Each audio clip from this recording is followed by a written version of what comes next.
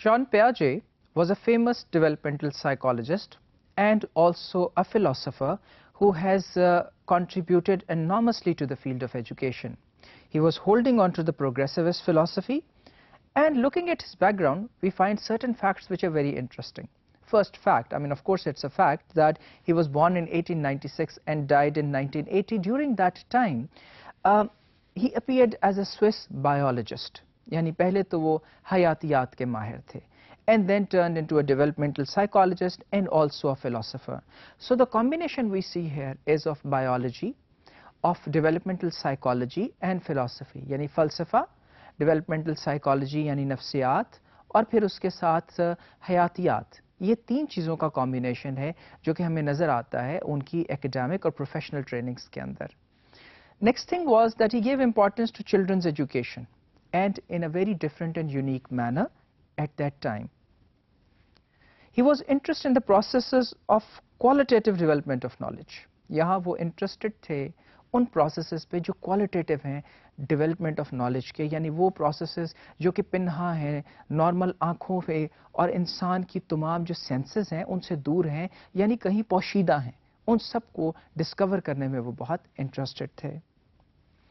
And then he talked and coined about the term genetic epistemology. Genetic yani mawrusiyat, or epistemology the nature of knowledge which is present outside. And he believed that answers for the epistemological questions could only be answered or better proposed if one looked towards the genetics, hence the experimentation with children and adolescents. और उन्होंने कहा कि जो nature of knowledge है इसको understand करने के लिए और इसके आंसर्स को बेहतर तरीके से जानने के लिए ये ज़रूरी है कि हम इसका जो ताल्लुक़ है वो मौरूसियत के साथ लें, और मौरूसियत के साथ लेने का मतलब ये है कि फिर हम एक्टिव एक्सपेरिमेंटेशन करें बच्चों पे और उनकी बलोगत पे, यानी उस ज़माने पे जिसमें वो डेवलप करते हैं. चूँकि एजुकेशन भी एक डेवलपिंग फिनोमेना है तो फिर इसकी डेवलपमेंट ह्यूमन डेवलपमेंट के साथ ही स्टडी करना ज़्यादा मौजू होगा. And then, according to Jean Piaget, what the genetic epistemology proposes is discovering the roots of the varieties of knowledge. अब genetic epistemology का जो purpose है वो roots को तलाश करना है education की and उसकी varieties की और knowledge की. Since its elementary forms, इसकी बिल्कुल जो बुनियादी forms हैं उनसे following to the next levels, उनसे लेके वो जो next levels आने वाले हैं उन तक. सो हम यहाँ प्रिडिक्ट भी कर रहे हैं और वो लेवल्स जो इंसान के बढ़ने के साथ साथ आते हैं उनको भी एक तरह से प्रिडिक्ट कर रहे हैं. Following to the next levels including also the scientific knowledge, और फिर इसमें साइंटिफिक नॉलेज को भी शामिल करते हैं. According to Jean Piaget, only education is capable of saving our societies from possible collapse.